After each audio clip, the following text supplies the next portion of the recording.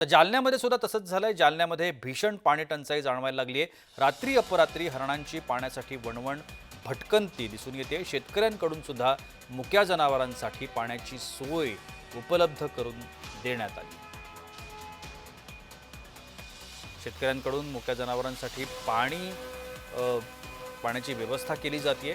मात्र अनेक हरणं ही जालन्यामध्ये पाण्याच्या शोधात वणवण भटकताना दिसतात।